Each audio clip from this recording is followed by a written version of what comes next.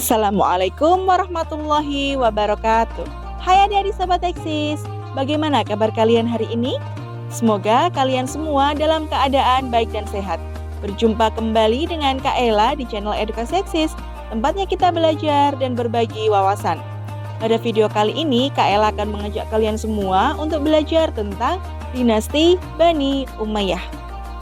Adik-adik sahabat Eksis, ketika kita membahas tentang masa kejayaan Islam, hal tersebut tidak akan lepas dari perjuangan Rasulullah Shallallahu Alaihi Wasallam beserta para sahabatnya dalam dakwah menyebarkan agama Islam. Setelah sepeninggal Rasulullah Shallallahu Alaihi Wasallam, masa kepemimpinan diganti oleh para sahabat Nabi atau yang biasa disebut sebagai Khulafaur Rasyidin, yang terdiri dari Abu Bakar, Umar bin Khattab, Utsman bin Affan, dan Ali bin Abi Thalib. Setelah sepeninggal sahabat Nabi, maka kepemimpinan Islam digantikan oleh dinasti ataupun daulah ataupun kerajaan-kerajaan. Dinasti atau daulah yang berdiri pertama kali yaitu dinasti Bani Umayyah. Agar kalian lebih mengetahui tentang dinasti Bani Umayyah, yuk kita simak video ini sampai selesai. Daulah Bani Umayyah adalah daulah yang didirikan pada tahun 661 Masehi. Kekhalifahan ini berlangsung dari tahun 661 Masehi hingga 680 Masehi. Pendiri dari Bani Umayyah adalah Muawiyah bin Abu Sufyan bin Harb bin Abdul Manaf yang juga menjadi pemimpin pertama dari Bani Umayyah yang ibu kotanya di Damaskus. Damaskus juga disebut sebagai Al-Syam ataupun Syam sebagai ibu kota terbesar di Suriah. Muawiyah bin Abu Sufyan berhasil mendirikan dinasti ini karena kemenangan diplomasinya pada peristiwa Siffin dan pemikirannya yang kuat dalam membangun masa depan. Ia mendapatkan dukungan dari Bani Umayyah serta orang-orang Syuriah. Muawiyah bin Abu Sufyan dipandang sebagai negarawan sejati dan seorang yang berpengalaman di bidang politik. Muawiyah bin Abu Sufyan sebagai khalifah pertama yang mengubah pemerintahan dari demokratis menjadi monarki atau turun-temurun. Keturunan dari Muawiyah bin Abu Sufyan memegang kekuasaan ataupun kekhalifahan selama 90 tahun oleh 14 khalifah. Berikut ini adalah nama-nama khalifah pada dinasti Bani Umayyah. Yang pertama, Muawiyah bin Abu Sufyan atau Muawiyah I. Yang kedua, Yazid bin Muawiyah atau Yazid I. Yang ketiga, Muawiyah bin Yazid atau Muawiyah II. Yang keempat, Marwan bin Hakam atau Marwan I. Yang kelima, Abdul Malik bin Marwan. Yang keenam, Al-Walid bin Abdul Malik atau Al-Walid I. Yang ketujuh, Sulaiman bin Abdul Malik. Yang kedelapan, Umar bin Abdul Aziz atau Umar II. Yang kesembilan, Yazid bin Abdul Malik atau Yazid II. Yang kesepuluh, Hisham bin Abdul Malik. Yang kesebelas, Al-Walid bin Yazid atau Al-Walid II. Yang kedua belas, Yazid bin Walid atau Yazid III. Yang ke-13, Ibrahim bin Al-Walid. Dan yang ke-14 yaitu Marwan bin Muhammad atau Marwan II. Di antara 14 khalifah tersebut terdapat beberapa orang khalifah yang dianggap berhasil dalam menjalankan roda pemerintahan. Nama-nama khalifah yang menonjol karena prestasinya adalah Khalifah Muawiyah bin Abu Sufyan, Khalifah Abdul Malik bin Marwan, Khalifah Al-Walid bin Abdul Malik, Khalifah Umar bin Abdul Aziz, dan Khalifah Hisham bin Abdul Malik. Marwan bin Muhammad merupakan khalifah terakhir Umayyah di Damaskus karena pemerintahan pada masanya mengalami perpecahan. Hampir seluruh masa jabatannya difokuskan untuk menjaga kekuasaan Umayyah seperti rongrongan dari keluarga Abbasiyah.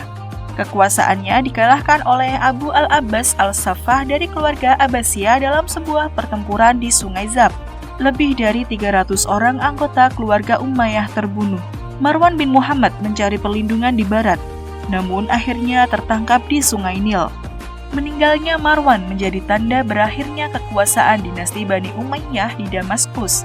Akan tetapi, ada satu orang yang selamat ketika peristiwa penyerangan terhadap keturunan Bani Umayyah, yaitu Abdul Rahman bin Muawiyah.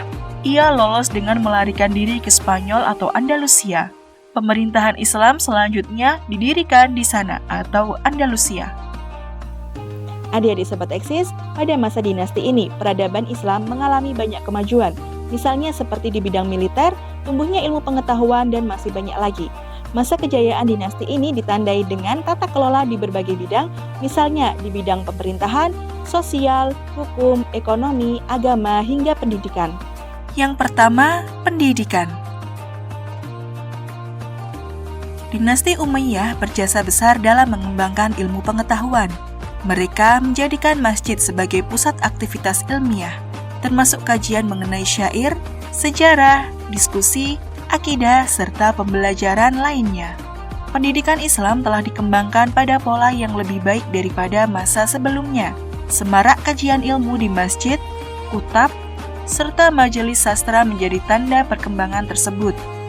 Ada beberapa cendekiawan Muslim pada masa dinasti Umayyah, yaitu Abdullah bin Abbas dan muridnya yang bernama Atta bin Rabbah yang mendalami fikih, Khalid, ilmuwan yang pertama kali menerjemahkan buku-buku berbahasa Koptik dan Yunani tentang astrologi, kimia, dan kedokteran. Lalu ada pula Al-Ahtal, dikenal sebagai penyair istana pada masa Abdul Malik.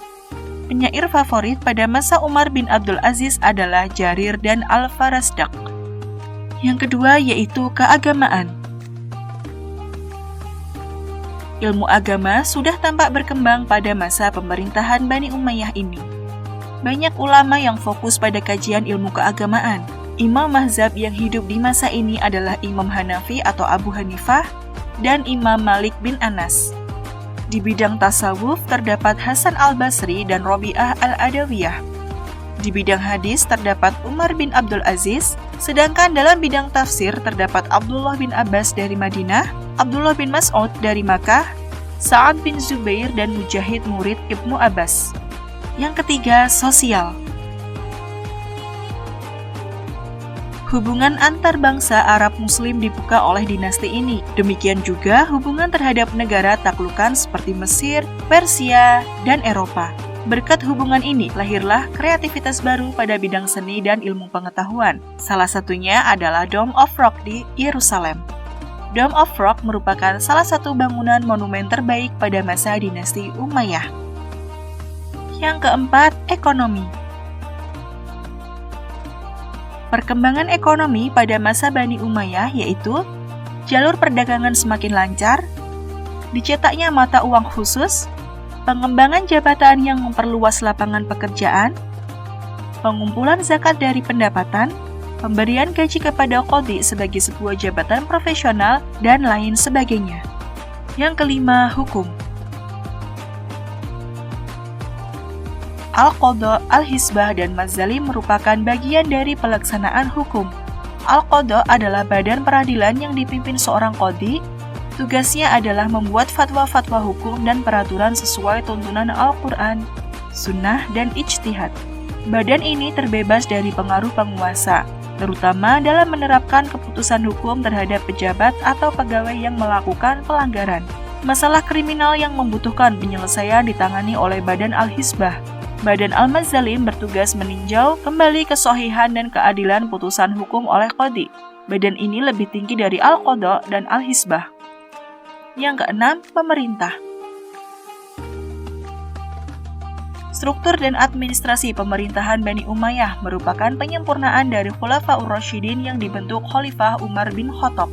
Dalam pemerintahan ini terdapat gubernur, katib atau sekretaris yang mendampingi gubernur, hajib atau pengawal dan kepala rumah tangga istana, dan pejabat-pejabat lainnya seperti Sohi al-Kharaj atau pejabat pendapatan, Sahib al-Syurtah atau pejabat kepolisian, dan qadhi atau hakim atau kepala keagamaan.